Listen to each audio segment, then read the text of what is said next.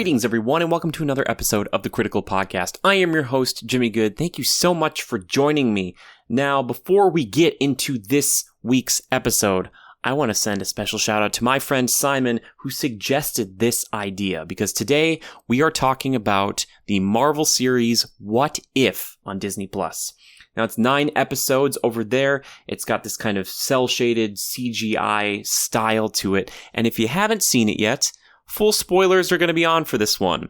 I just don't want to say anything from these episodes that, might be something you haven't caught up with yet. Or if you're on the fence about it, I'm not going to say every little thing that happens in these episodes. But I just wanted to throw that out there. The very get-go, just so that way you're not like, oh no, I didn't want to know that.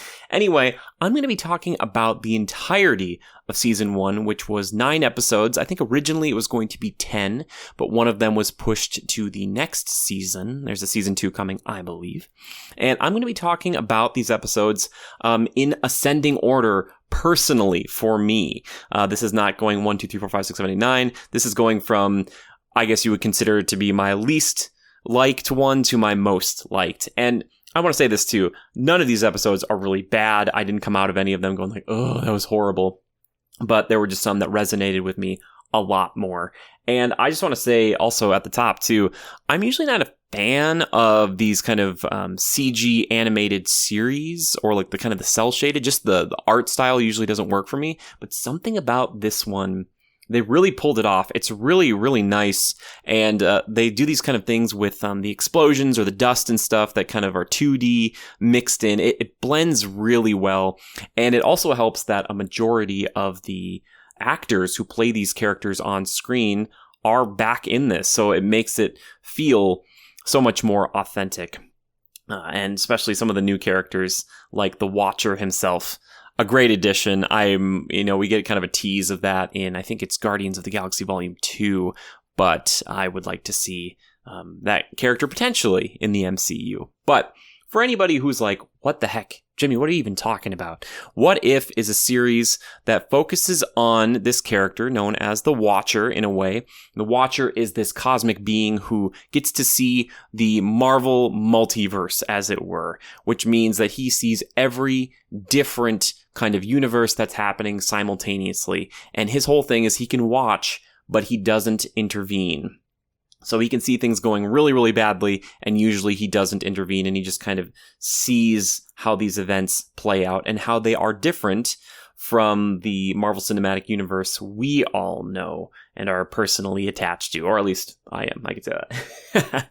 But let's start at, again, the bottom, not really like a bad episode, but this one to me, I was like, it didn't have the same punch as some of the other ones that I liked, even though it does include a couple heavy hitters. I'm so sorry. When I'm alone, I can make as many puns as I want. Anyway, this one is What If Thor Were an Only Child? Now, the basic premise for this is if Loki wasn't adopted into the family and Thor basically just was that kind of bratty guy, Prince of Asgard forever, and came and caused some, problems on Earth, not in a mean way. He just likes to party with all of his friends, and how S.H.I.E.L.D. at the time kind of responds by calling in Carol Danvers, aka Captain Marvel, to deal with him. Now, for me, the coolest part about this episode was watching Thor fight Captain Marvel, and they're pretty close in power, it seems like. I just enjoy watching two really, really strong beings do a one-on-one fight. That's just like my Devil May Cry roots. I like watching Dante fight Virgil. I like watching Thor fight Captain Marvel. And that fight could go on and on and on. But that was the kind of the coolest thing for me. The rest of it's just like a lot of jokes. There's still kind of that romance that you get from the original Thor between him and Jane Foster. But other than that, it was just kind of like, oh, that's kind of a fun idea. However, I do want to say this, at the very end of that episode, that leads into some of my favorites, but I will get back to that later on. The next one on my list is maybe one that I think a lot of people were so excited about when they first unveiled the What If series in general, and that's a pretty well-known comic run known as Marvel Zombies. So What If Zombies? Basically, it takes all the fundamental aspects of a zombie horror film and applies it to superheroes. So if, these superheroes died, they would come back as these, brain-eating creatures, but also retain their superpowers. That's fine. I think the problem for me with this type of thing is usually in a horror movie, you're so limited with your abilities as, characters, because usually you have to outsmart and outwit, but you can't usually overpower. But when you have superheroes, if you're going to fight superhero zombies, that's very scary. But at the same time, when you're trying to kind of figure out a cure or to like get to a place, it's not as difficult as it is in like a zombie horror film. Not that I'm a huge horror film guy at all, but there's just like some stuff where I keep thinking, I'm like logistically, I'm like, oh, you could have done this differently. Like you could have, with your superpowers, you could have flown and done this or do that. And I shouldn't be thinking about that during something like this. But again, it's not a bad episode. And there are a few of the heroes, especially one in particular later on, that if that individual came back as a zombie with all the powers, it would be very, very scary. And we actually see that individual pop up later too, which is kind of fun. But again, I think it's more of a novelty. It's kind of a cliffhanger ending. So I don't know if we're going to see a lot of these kind of continued in season 2, because in a way, what you could do is you could have this whole series go on for multiple seasons and have 8 or 9 different shows running simultaneously, but some of them have a little bit more of a kind of a finite ending, or there's only so much you can do with it. This one could go on and on potentially, but again, it was just kind of like, oh, that's kind of a fun novel idea, but it didn't really impact me more so than just seeing like zombie Captain America. Like, how creepy is that? And it just kind of comes and goes, and I'm like, okay, that's fine. The next one though, this is where for me it starts to get kind of interesting. What if T'Challa became Star-Lord? Yes, T'Challa, you know him, the King of Wakanda, the Black Panther. What if he were abducted by Yondu instead of Peter Quill? That's kind of a fun one for me. The thing that I really enjoy about this is seeing not only T'Challa in space where he thrives because he's T'Challa, but also seeing these other characters that he teams up with, these other Ravagers, including the big purple man himself, Thanos, who has this kind of on-running joke where he's kind of talking to everybody, and Thanos is kind of a good guy in this version, but he talks to people about his plan, with the Infinity Gauntlet, and everybody he talks to, he's like, yeah, so that's my plan. It's a pretty good plan. And they're like, we're pretty sure that's genocide. And he's like, no. It's like, you're not listening to me. And it's just this on-running joke. And it's funny because we all know how serious that character normally is. But then to see him in this context, I thought was pretty fun. I was like, oh, that's kind of a good, kind of funny twist on that character. But they end up fighting against Tivan Tavalier. I just was at California Adventure. I should know this. The Collector. And he's got a bunch of different things, a bunch of different weapons from all of your favorite characters that he gets to use. One of them, his best one, it was kind of confusing to me that it was the thing that gave him the power. But there's a kind of an interesting it's Guardians of the Galaxy, but with some twists thrown in, and he is like the main bad guy instead of Ronan the Accuser. But yeah, again, pretty good episode. I was not this is where it's starting to get more and more interesting for me. Kind of getting close to the middle of the road here is that what if Captain Carter were the first Avenger? Now, this was the first episode to come out, and it's pretty straightforward.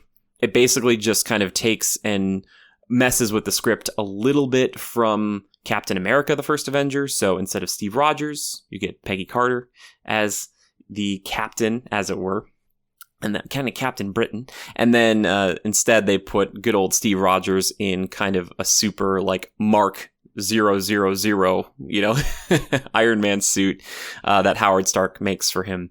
And a lot of the same beats for this one. Obviously, they change it up a little bit. But I liked that one. Peggy, I was like, oh, that's kind of fun. And that's kind of what I thought most of the What If episodes would be, would just kind of change just one character in the world and how that would kind of shift everything. But that's not the case. Some of these other ones get pretty nuts. But I enjoyed that one. Like I said, pretty straightforward. And I also really liked the first Avenger as a film. So going back to that kind of style and plot for me, I was like, yeah, this is nice. This is pretty straightforward. I enjoy it. And again, I liked Peggy as Captain Carter. But, I still love Steve. Steve's my guy. I love Steve Rogers. He's great. Then we start to get into some more of the kind of weirder stuff. This one to me was a little more thought-provoking. It is, what if the world lost its mightiest heroes? This one is all about, what if before the Avengers could assemble, somebody went around and killed all of them? So basically, what you see here are moments from the films or things like that are before precede the Avengers. So one of the moments that stuck out to me was seeing the kind of the campus scene in The Incredible Hulk, where they kind of trap Bruce Banner in that kind of glass bridge, and they tear gas it or whatever, and he freaks out and jumps out and he starts attacking the military. So they have that sequence in there. However, with all of those characters, they are all targeted beforehand, and this is including the ones who aren't necessarily super powered, even though they're all considered superheroes. That's a topic for a whole other show. But that means like your Hawkeyes and your Black Widows are also considered for this as well. Now, the fun thing about this episode for me is trying to figure out who done it. That's basically what this episode is. It's like, okay, who the heck wants to take out the Avengers before the Avengers even exist? I'm not going to give it away here, but I'll just say that I enjoyed the reveal. I also really enjoy this individual's vocal performance. I'm like, hey, look at that. It's great. And just kind of getting that taste of a mystery, like a murder mystery in Marvel was like, oh, this is cool. This is kind of what If can do. It kind of reminds me of Star Wars, The Clone Wars, where they could kind of tackle things that maybe a mainline Star Wars movie wouldn't. This is another one of those types of things where if they made a whole movie about it, it could get spoiled with just a few words. But when you do it on an episode like this, then you can have a little bit more fun. And I appreciated that. The next one that I thought was really fascinating it was just a little bit of a change up. And I remember seeing the headline or the title for this, and I was like, man, really? This is what they're going for. And that is, what if Killmonger rescued Tony Stark? Now, for those who don't remember exactly, in the beginning of all the Marvel stuff, the Marvel Cinematic Universe, before it was the Cinematic Universe, it was Iron Man back in 2008. Now, Tony Stark goes out into the desert. I think he's in Afghanistan or somewhere down there, and he's testing out the Jericho missile. It's this super missile, and he's still a weapons manufacturer, arms dealer at this point. But his Humvee, his convoy, gets attacked, and he barely makes it out with his life, and he takes some shrapnel from one of his own missiles, and then he's barely alive, but then he gets captured by terrorists, and they force him to build another Jericho missile, but that's where he builds like the Mark 0 or 1, I forget which one it is, but Iron Man suit. However, in this one, it's what if Killmonger showed up, and Tony actually didn't get hurt that way, and Killmonger, Eric Killmonger from Black Panther, the villain there, shows up and saves him, and then becomes kind of this indispensable arm of Stark Industries. And what would happen if somebody like Killmonger, with his eyes and his designs on Wakanda, were at kind of the back of his mind or underneath the surface while he kind of infiltrates Stark Industries and is kind of this mastermind playing a lot of different sides thing. It's interesting. It's fascinating. And Michael B. Jordan, it's always cool to see him come back as Killmonger, and like the music for Killmonger, which I still really love, pops up, and it's great every time. It's like, I love it. I love it so much. But that episode, to me, I thought, okay, now we're starting to dive into something that is a little bit more than just, we're going to flip a name, or something. We're going to put a character in where they don't belong. This was more like, okay, what if we insert a character that has existed for a while and put them in a point in time that we are not familiar with characters that we're not used to seeing them work alongside. Like that, to me, I'm like, okay, now we're getting somewhere. Like that I was like, okay, this could have been, again, it fits perfectly in What If, because as a movie, it would be hard to go back and be like, all right, we're doing What If, films like this. But again, I just thought it was really cool and interesting. And this is where we get into my top 3. These, to me, are the best ones because they hit the hardest and they are focused on characters that I like the most. And I think your mileage is going to vary depending on which characters in Marvel you enjoyed the most. Because if Thor is your absolute favorite character or Loki is your favorite character, then if Thor were an only child, that might be your favorite episode. But let's get into it. This is What If Doctor Strange Lost His Heart instead of his hands? Now, when I saw this title, I was thinking, oh, okay, this just means like, I don't know if it's going to be like Tony Stark, where he gets in the car accident, and instead of losing his hands or his ability to use his hands, he gets hurt in the heart, and then, physically and emotionally it changes him. No. This comes in where he is actually driving with his girlfriend, Christine, I believe it is, and she dies in that car accident. He's fine, but she dies, more or less. He's okay. And that sets him on his path that he's on in Doctor Strange. But what happens is he finally discovers the Eye of Agamotto, which is an Infinity Stone. If you guys don't remember, it's the Time Stone. And he basically goes back and he's like, what if I can bring her back? And he is told eventually by the Ancient One that her death is an absolute point in time. There is no way possible for you to bring her back and not destroy everything. So he goes on an even greater journey to kind of discover even more about the mystic arts, and eventually finds this guy in this temple and learns about this kind of like absorption power where he can summon these things and these like crazy, creepy monsters into himself. And he wants to just do that continuously to gain enough power to basically break that point in time, because he wants to save her no matter what.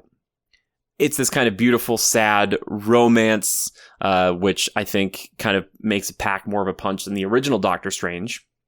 But it has this kind of interesting conclusion, which I don't want to give away completely here, where it sets this character up for the next episodes that I'm going to touch on briefly. But this is a dark Doctor Strange. This is like, he's not completely evil, I would say, but you can see he's transformed by all of the kind of scary things he's absorbed over time. And it's just cool. I'm a really big fan of Doctor Strange. I know my friend Levi is too. I just think with characters that have magic, you have so many opportunities and advantages that you can kind of tell very different stories and do a lot of different cool, crazy things, not only thematically, but visually. And, seeing him come back and getting his whole episode like this, I was like, yes, that's what I'm talking about. But now we move into the last two, which actually kind of go hand in hand. But they might not go in the order in which you think. So the one that I like second best out of all these is What If the Watcher Broke His Oath? Now, as I talked about at the beginning, the Watcher is this kind of cosmic individual who's watching all of these things happen. And he only ever interacts with one of those characters throughout all the episodes I've talked about so far, which I wasn't surprised with completely, because I was like, yeah, that'd be the one who kind of notices him and whatnot. Anyway. The Watcher basically goes around and has to deal with a threat, a super crazy threat that is going to basically destroy the entire multiverse. And he goes around, the Watcher does, and cherry picks individuals from these various timelines, the ones that we've kind of talked about so far. And he makes his kind of guardians of the multiverse, a group of individuals that would have enough power and enough synergy to come together to fight and destroy this new threat. I thought that was so cool. It felt kind of Avengers-esque to me. And it was just cool to see all of these stories tied up together, because with a series like this, when you do a season finale, I think it would be really hard. It's not like with Star Wars Visions. I don't think they were like, we're going to tie all the animation and the story together. Like, that wasn't the point of that one. But here, even still, Marvel finds a way to take all these desperate groups and individuals and storylines and tie them together. And I really love that. The one little jarring thing, and I think a lot of people felt this too, is that because there was an episode starring Gamora and Tony Stark that I think got pushed back to the second season, they pull Gamora in and it's kind of like, oh, where's she from? But because the show is so crazy, you can just kind of accept. You're just like, oh, sure, that's fine. We'll just like bring her in. I don't care. I just want to see Gamora hanging out with this other crew. But the individuals they pick out for this group, if I remember correctly, are Gamora, who is like a Thanos slayer or something. That's kind of what they call her. She's got like the Thanos double sword and armor and stuff, which is great. Thor, Captain Carter, evil Doctor Strange, Killmonger, and then also Black Panther. But the Black Panther we know from T'Challa became Star-Lord. I think that's pretty much everybody. It is just an interesting group of characters. I'm like, wow, this is so fascinating, like, to have this crew together. And I apologize in advance. There are a few others that come in as well, but I don't want to completely spoil everything. But I just thought it was an interesting episode. It felt very much like original Avengers plus kind of Infinity War / Endgame with who they're all going up against. And I thought that was really cool. It was a nice way to kind of bring it back and show them all as a group, all these storylines converging, this confluence, as it were. But yeah, I liked it. I thought that was cool. But my favorite episode, finally we're there, for anyone who's still listening. Jason, that's you. Anyway, is What If Ultron won? This is the second to last episode, and it's something that's near and dear to my heart for people who've been watching for a long time or listening for a long time. Ultron is one of my favorite Marvel villains, one of my favorite Avengers villains, might be my favorite Avenger villain of all time, because, well, for a few reasons. The original version of him is kind of brought to life by Hank Pym, who you guys would know as the original Ant-Man. But in the movies, it's a kind of a love child between Tony Stark and Bruce Banner, which also works too. It doesn't really matter. But it was voiced and acted by the wonderful James Spader. Please check out The Blacklist. They didn't pay me to say this. I just really like that show. Anyway, I wish they would have gotten James Spader back for this, but the individual they have who's doing the voice here is great too. But I love Ultron because Ultron is such a scary, crazy character. I think a lot of people who like DC Comics can kind of relate if you enjoy Brainiac, but basically this is a robot that has crazy artificial intelligence, and no matter what you do, typically, if you try to destroy him, there are 1,000 other ones, and he is everywhere simultaneously, and it's like, how do you fight something like that? Like, even if you're one of Earth's mightiest heroes, like, you could smash and crash and bash all day long. It's not going to matter because Ultron is just going to come back, or he's just going to make himself stronger, or you're fighting 500 of him somewhere and he's in a warehouse on the other side of the planet making, more, or whatever it is going to be. But Ultron to me is so scary, and he's one of the villains that actually has his own age in the comics. Like, he wins for an extended period of time, and you get a little taste of that again here too, where he is becoming unstoppable. Like, he wins the day, and then Thanos shows up, and this is, I think, kind of near the beginning, but Thanos shows up with the Infinity Gauntlet, and Ultron kind of looks at him. This is probably one of the biggest spoilers, but he looks at him, he's like, oh, that's interesting. And he uses, because at this point, Ultron, I think, has the Mind Stone, and he just lasers, like, Thanos in half, and takes, the Infinity Stones, and you're like, oh my gosh. So this is like Ultron in the Vision's body, the way that he wanted originally, and then also with Infinity Stones, and then he gets to this point where he sees the Watcher. Like, this is what comes out at the end of that Thor episode. It's like, that's the best part of it for me, where Ultron shows up. And so Ultron starts invading the multiverse, and he starts by, like, he finds the Watcher, and the Watcher's like, oh my gosh, he can see me. And only one other person so far in the series has really done that. But he goes to fight him and goes throughout the multiverse kind of conquering everything. And there's like a pretty interesting fight scene with the Watcher where there's like punches being thrown, where it's like breaking various universes, and it just goes crazy insane. And it's just nice to see a little vindication, a little validation for my boy Ultron. Like, it's just so great because I love that character, and just watching him like finally like rise to that apex of power where he's basically unstoppable, or he's just about unstoppable, because villains, they seem like they're completely and utterly unstoppable until they're not. But that episode was great because it felt like way more of what I was hoping for with Avengers Age of Ultron. Not that that movie is bad, but I just wanted more time. Like, maybe even a time jump in that movie where it would have been like a year and Ultron would have like won for that, quote unquote, for that amount of time.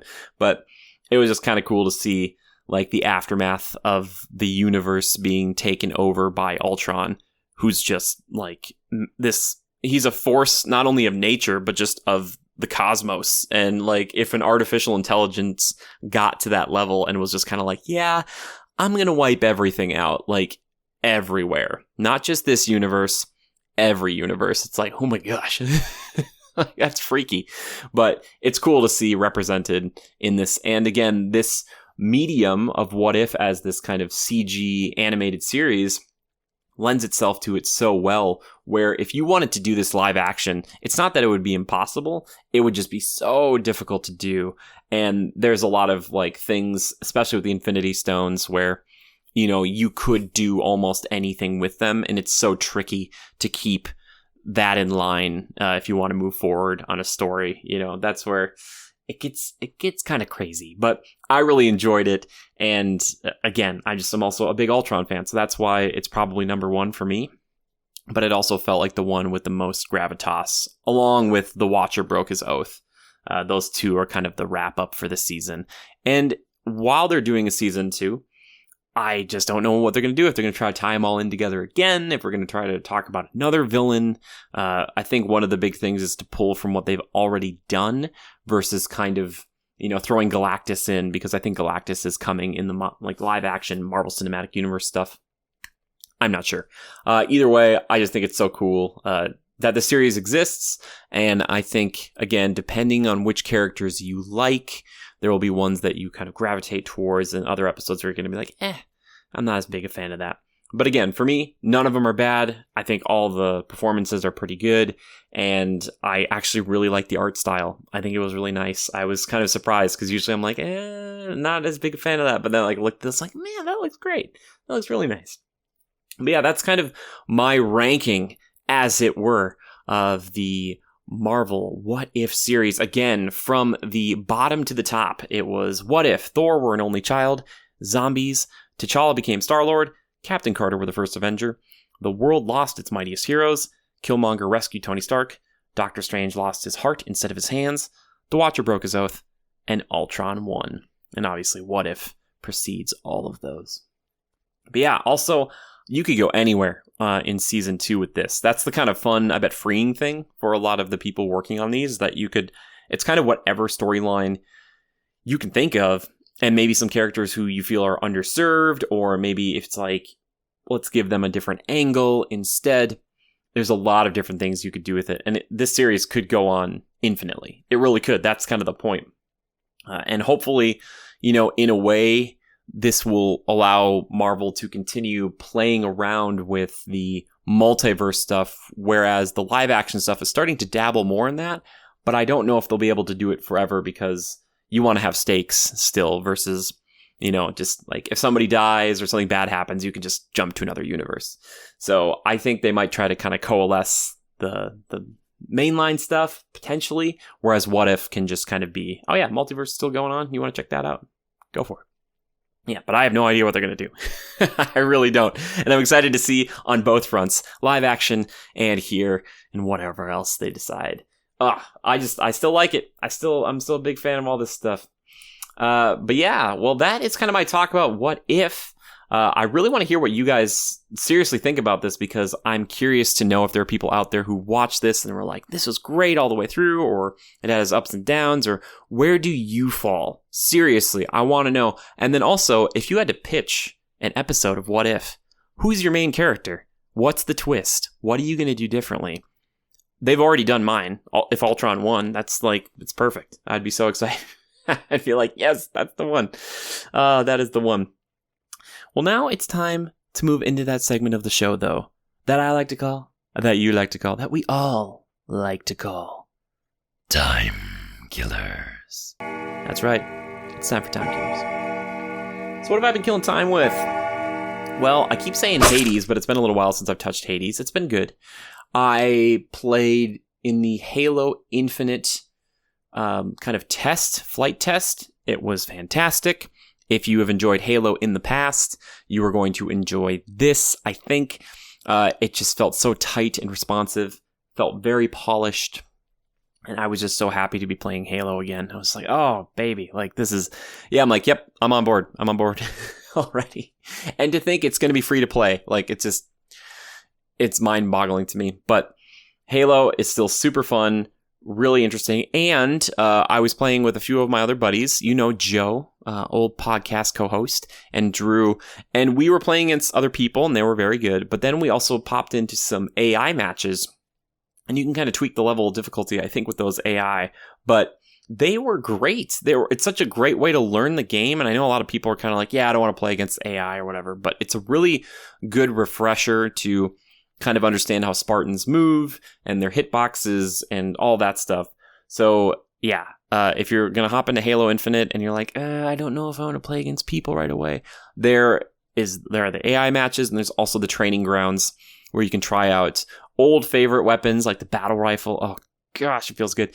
But newer guns like this kind of rail spike thing that is like a sniper rifle. It can like one hit people, but I also found out recently if you hit a vehicle with it, it'll just blow that up to you. It's amazing. I was like, oh, I like this thing a lot. Already, I was like, that's cool. Anyway, that was really fun. I also jumped in on the Battlefield 2042 open beta that happened really recently, and it was fine. I thought it was all right. There were a lot of glitches with it. I'm really curious to see what kind of state that comes out in, because I believe it comes out in November. But I was having a decent time with it. I wasn't playing with any friends at the time, unfortunately, which for me, games like that really live and die by the whole, if you're playing with your buddies and having a fun time type of thing. But yeah, I thought that was all right. I am also not a Battlefield expert or veteran by any means. I've played a couple of them in the past, and I can't really speak to all the things that are there or are not there. I've heard kind of some mixed, not so great things from other people, but I'm curious to see what that looks like, especially with friends coming up here in the next couple of weeks, because my buddies were like, oh yeah, you gotta come play Battlefield with us. And I was like, oh, maybe. And I'm way more interested in something like that than Call of Duty, where Call of Duty can be so much fun. It's so tight and focused, and the gunplay is great. But I just like the craziness and the openness of Battlefield. It's just like, you want to drive a four-wheeler around for a while, jump in a tank, hop in a helicopter, snipe on a rooftop, like whatever you want to do, it's all there for you. So here's hoping that launches in a great state. Let's see, as far as movies and TV and stuff go, man, what have I been watching? I don't know. I got into Blacklist Season 8. That just came onto Netflix. So I've been enjoying that. But just a hodgepodge of stuff, just things in here and there. I watched Back to the Future recently, which I haven't seen in a long time. I might go watch Back to the Futures 2 and 3. I thought it was pretty good. The interesting thing about that movie is, I know a lot of people, have loved it for so many years, but for someone who's never, I've enjoyed the franchise from what I remember, but I think I've only ever seen them all maybe once, maybe twice. But just looking and watching the setup in Back to the Future 1 of all the little things in the beginning of that movie, setup and payoff, because if you watch it for the first time, there's a bunch of stuff in there that you're probably going to miss, but you watch it the second time, you're like, oh, they're setting that thing up, they're setting that thing up, they're setting that thing up. And it works out pretty well. And I was like, oh, that's cool. And clearly it resonated so much with people and fans that they made 2 and 3. So that's pretty cool. But besides that, man, not too much. Oh yeah, I've all the way caught up on My Hero Academia. My gosh, such a good show. I'm really sad that it's the end of the season, because the season finale didn't feel completely like a season finale. It felt very much like the good stuff's coming. Not that the season was bad by any stretch. It was great. all the seasons of that show are amazing. But there was part of me that was like, oh man, I just want to see the next like 2 or 3 episodes. But there was a little bit more of a focus on the villains in the back half of the season, which I really appreciated because I like the villains. The villains are great. And I'm also caught up on Black Clover. Please check out Black Clover. I keep talking about it all the time on here, but I think it's kind of an underrated gem. Please check it out. It's such an interesting show to watch and just try to comprehend in the anime atmosphere, because it's not completely your classic shonen thing, like Shonen Jump type thing, but it has a lot of things like that. I don't know how to describe it, because it probably is a Shonen Jump thing, but there's something that makes it feel distinctly unique. I'm still trying to figure that out. Anyway, that right there is going to do it for this episode of the Critical Podcast. I hope you guys had a good time. As you guys could probably tell, this was an audio-only version. Oh my gosh. I was asking people, and it seemed like most people who are watching on YouTube here, if you are watching on YouTube, were not necessarily watching the video itself. They're just kind of listening to the audio, which for everybody, just so you know, we are on Spotify and Apple and a bunch of other places. So if you ever want just download it or listen to the podcast on any of those places too, that's whatever you want to do, whatever's easiest for you. I just wanted to put it out there for everybody. So if you didn't know that, I'm everywhere. We're everywhere. So just look up the Critical Podcast. You should be able to find it. But yes, if you want to support us, if the place on which you are watching or listening to this has a place to leave a review, I would love a review, good or bad. It would just be nice to hear what you guys think about it. And obviously the show has changed a lot, and it's not coming out as much as it used to, but I hope you guys are still getting a kick out of it. And please let me know, do you want an audio-only format? Are there people out there who prefer the video format? You know, I just want to know. I want to know what is the best way to provide entertainment to you guys. And again, thank you to Simon for suggesting this episode. If anybody out there has something, a movie, a show, a game, or whatever you want me to focus an entire episode on, I will totally do it. I really will, as evidenced by this episode. So please never hesitate. And also, if you have any guests you'd like to hear on the show anytime, please let me know or reach out to them via Twitter or whatever and tag me in it, because that honestly goes a lot further than me reaching out. But most people I reach out to are usually very responsive and nice anyway.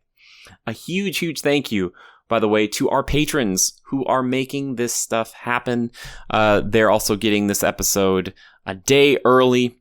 So if you want to consider checking that out, for $5 and up patrons, they get it a day early. But even $1 is just a great way to help support myself, because I'm the guy running this. I run everything on Critical Reviews. So if you check out the Instagram or TikTok or whatever else, like that's pretty much all me.